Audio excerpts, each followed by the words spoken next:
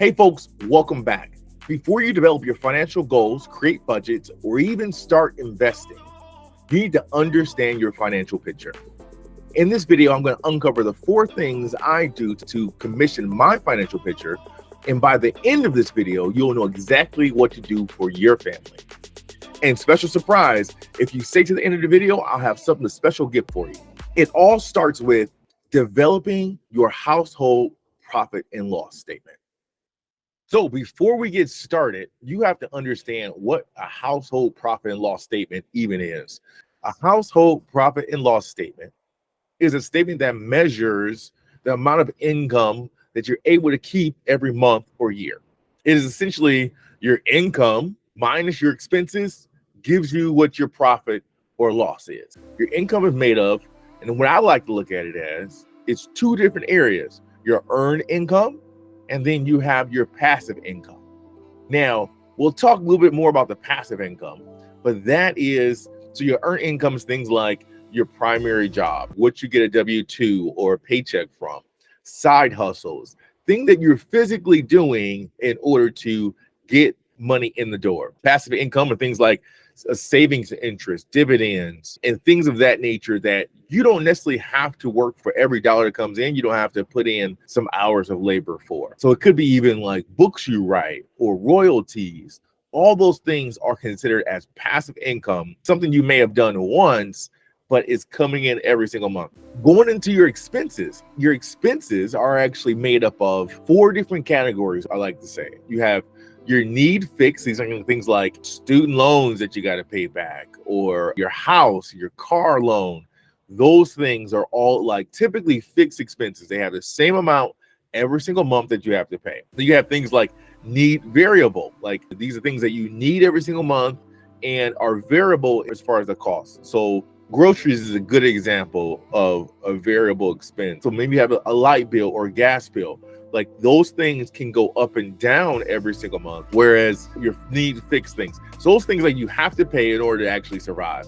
Then you have on the wants side, you have wants that are fixed expenses, things like your subscriptions, your Netflix account, Hulu, Disney Plus. And then you have lastly, the last category is wants variable. Your wants variable are things like those Jordans you got to get, or some clothes, or going to get a pedicure. All those things are complete discretionary items that you technically don't need, but money spent on everything. So again, these are like the 4 categories that keep your expenses in check. So based on that, you're saying what this equation breaks down to is your earned income plus your passive income minus those 4 categories I just mentioned, which is going to be your needs fixed, needs variable, wants fixed, and wants variable. All those combined equals what you have your profit and loss at the end of the month or year. So now we're going to jump into a document where we can actually kind of compile all these things. In order to really understand my household profit and loss statement, what I do is typically I develop a document called a financial assessment. And the financial assessment helps me understand the nuances of the profit or loss I got at the end of the month or end of the year. Typically, I do this every 12 months. That helps me understand what my averages are throughout the year.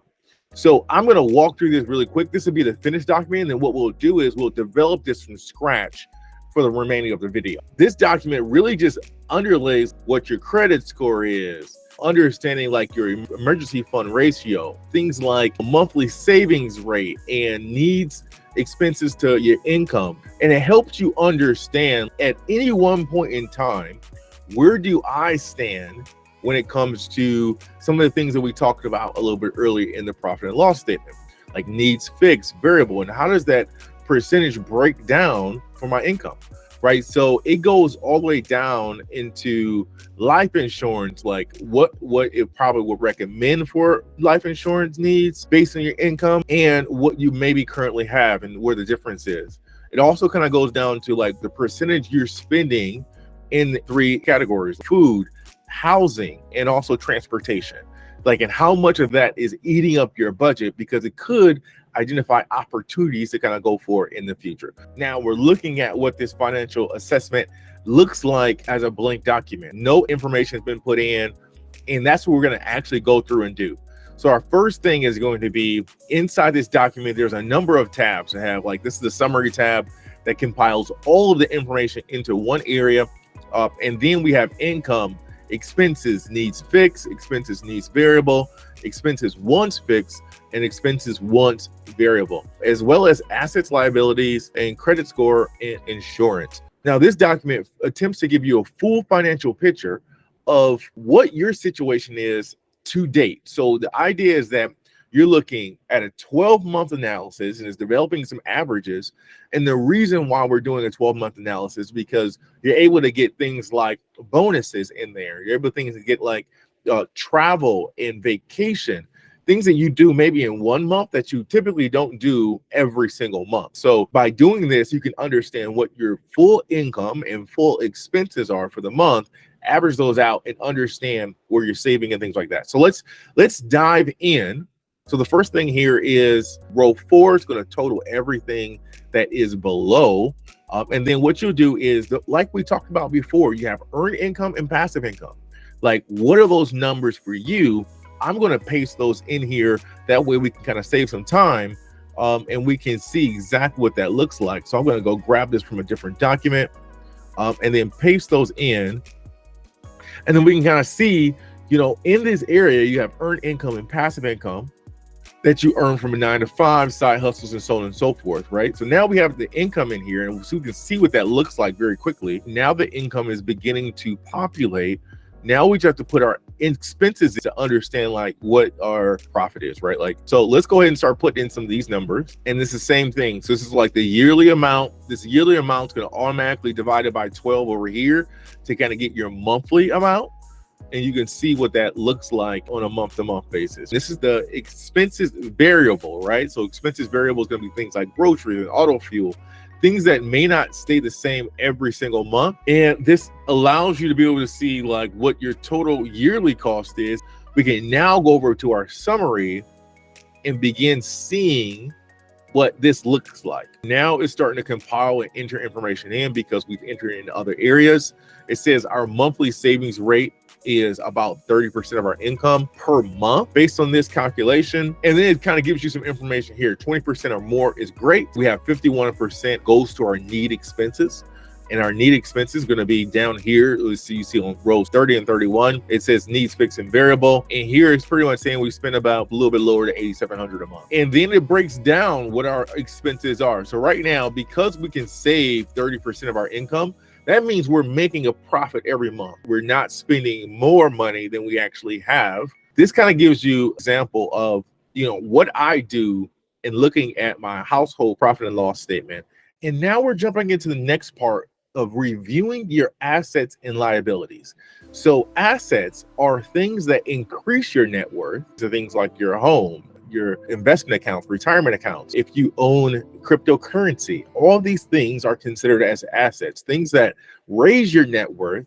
And liabilities are things that decrease your net worth. Things like student loans, a mortgage, personal loans, credit card debt. These are all things that bring down your net worth. And one of the things that we're going to be doing next segment is looking at and building this financial picture and beginning to look into these as well. All right, so I just went over to my assets sheet here. And as you can see, like here, you have total real estate property, retirement accounts. So this quickly totals this up in the various categories we have here. And it helps us understand what our numbers look like.